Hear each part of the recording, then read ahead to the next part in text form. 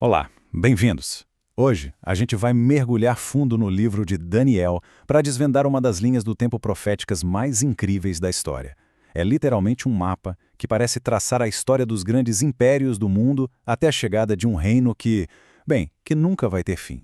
E essa é a grande pergunta que fica, não é? A ideia de que a ascensão e a queda das maiores potências mundiais foram previstas séculos até milênios antes de acontecerem. Parece loucura, mas vamos dar uma olhada nisso. Tudo começa com um sonho. Mas não um sonho qualquer, e sim um pesadelo que tirou o sono do homem mais poderoso daquela época, o rei Nabucodonosor da Babilônia. Ele sonhou com uma estátua gigantesca, e essa visão se torna a espinha dorsal, o esqueleto de toda a profecia que a gente vai desenvendar.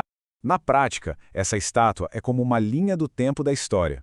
Daniel revela o seguinte: a cabeça de ouro é a própria Babilônia de Nabucodonosor, gloriosa, mas passageira.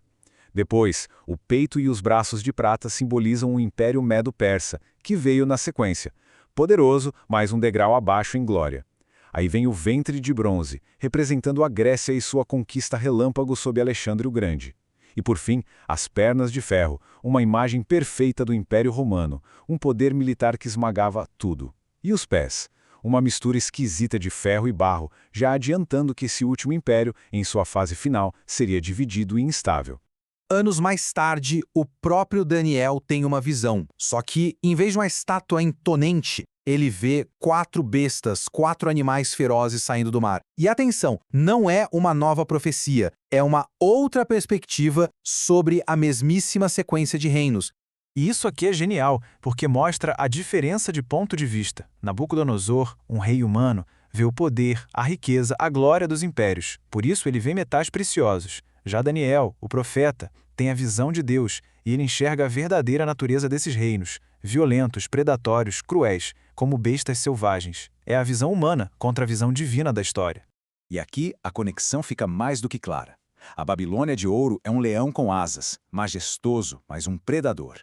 O Império Medo-Persa de prata é um urso, pesado, forte, esmagador. A Grécia de bronze é um leopardo super veloz com 4 cabeças, o que representa perfeitamente a rapidez de suas conquistas e a divisão do império após a morte de Alexandre. E Roma, o ferro, é um animal tão terrível que nem tem nome, com 10 chifres, que simbolizam as futuras nações que surgiriam de suas ruínas. E aí a profecia dá um zoom. Da quarta besta de Roma surge uma figura bem sinistra, um chifre pequeno. Esse poder se levanta, derruba outros e se revela como uma força que ofende a Deus e persegue seus seguidores. Para muitos estudiosos, essa é a primeira aparição daquele que viria a ser conhecido como o Anticristo, o grande adversário dos tempos do fim. E essa história não para em Daniel. Lá no livro de Apocalipse, o apóstolo João vê uma besta que é uma fusão de todas as anteriores. Tem corpo de leopardo, pés de urso e boca de leão. Essa besta final, que é o império do anticristo, carrega as piores características de todos os grandes impérios que vieram antes. E os 10 chifres, eles aparecem de novo, consolidando essa conexão. Mas Daniel não só identifica os reinos, ele também nos dá um cronograma. São profecias com datas, que funcionam como um verdadeiro relógio divino, marcando os eventos mais importantes da história. E essa é talvez a profecia de tempo mais precisa da Bíblia. Ela fala de 70 semanas de anos, um total de 490 anos. Acontece o seguinte, as primeiras 69 semanas, ou 483 anos, marcariam o tempo exato entre a ordem para reconstruir Jerusalém e a chegada do Messias. Depois disso, o texto diz que ele seria cortado, uma referência clara à crucificação. Isso inicia uma pausa no relógio, que é a era da igreja. A 70ª e última semana, um período de 7 anos, ainda está no futuro e é mais conhecida como a tribulação. E dentro dessa última semana de 7 anos, um período específico ganha destaque: 1260 dias, ou 42 meses, ou 3 anos e meio, dá na mesma.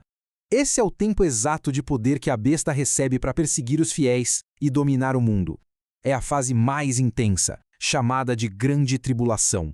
Tem outra profecia de tempo, lá em Daniel 8, que fala de 2.300 as tardes e manhãs. Essa profecia teve um comprimento histórico lá atrás, ligado à profanação do templo judaico, mas o principal aqui é que ela estabelece um padrão, um modelo de desolação e depois purificação que vai se repetir de um jeito muito mais dramático no fim dos tempos. E esse padrão é a tal da abominação da desolação. Ela já aconteceu uma vez na história quando um governante grego chamado Antíoco Epifânio profanou o templo. Mas o próprio Jesus citou essa profecia como algo que ainda ia acontecer no futuro. O cumprimento final será quando o anticristo entrar no templo reconstruído, se declarar Deus e exigir adoração. Esse ato dá início àqueles últimos 3 anos e meio de tribulação. Mas a história dos reinos humanos não continua para sempre. Lá no sonho original de Nabucodonosor, ele viu algo que muda tudo, uma intervenção divina, direta. Essa imagem é muito poderosa. Enquanto todos os reinos humanos são construídos uns sobre os outros, uma pedra cortada sem auxílio de mãos, ou seja, de origem divina, atinge a estátua bem na sua base, nos pés de ferro e barro, e simplesmente a faz virar pó. Essa pedra não é mais um império. Essa pedra é uma pessoa e o seu reino. É Jesus Cristo em sua segunda vinda. E ele não vem para negociar ou fazer alianças. Ele vem para julgar e destruir todos os sistemas de governo humanos que se opuseram a Deus. E o que acontece depois da destruição? A pedra não desaparece. Pelo contrário, ela cresce até se tornar uma montanha imensa que enche a terra inteira. Este é o reino milenar de Cristo, um governo literal, universal e eterno que vai substituir todos os outros. Mas antes desse reino ser totalmente estabelecido, a Bíblia descreve uma série de julgamentos. E aqui as coisas podem ficar um pouco confusas, porque não é um único evento, mas sim julgamentos diferentes, para pessoas diferentes e com propósitos diferentes. Vamos organizar isso. Primeiro, para os que creem, existe o Tribunal de Cristo. O foco aqui não é salvação, isso já está garantido. O objetivo é avaliar as obras feitas em vida para dar recompensas. Depois, no começo do reino de 1000 anos, acontece o julgamento das nações. Este é para quem sobreviveu à tribulação, e ali eles são separados em ovelhas e bodes com base em como trataram os seguidores de Cristo. Por último, no final de tudo, temos o juízo do grande trono branco. Este é o julgamento final para todos os que não creram ao longo da história, e o resultado é a condenação. Em todos esses eventos finais, um elemento é central: o livro da vida. Ter o nome escrito nesse livro é o que determina o destino eterno de uma pessoa, separando quem será salvo da condenação final. O próprio Daniel, lá no capítulo 12, também fala sobre isso. Ele prevê 2 ressurreições diferentes. A primeira é a ressurreição da vida, para os justos que vão participar do reino de Cristo. A segunda, que acontece bem mais tarde, é a ressurreição da condenação, para os que não creram, que vão enfrentar o juízo do grande trono branco.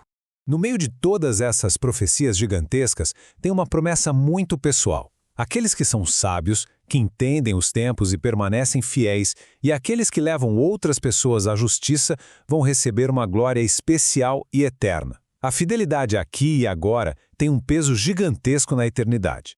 Essa promessa final de Daniel não é só sobre prever o futuro com exatidão, mas sobre viver o presente com propósito. É um chamado à sabedoria e à ação, com a garantia de que vidas assim vão brilhar para sempre. E no final, a profecia de Daniel nos deixa com essa pergunta: se todo esse mapa da história é verdadeiro, mostrando que os impérios humanos vêm e vão, mas o reino de Deus vai prevalecer, como isso deveria mudar a forma como a gente vive hoje? O que realmente significa viver com sabedoria, à luz da eternidade? É uma questão para se pensar.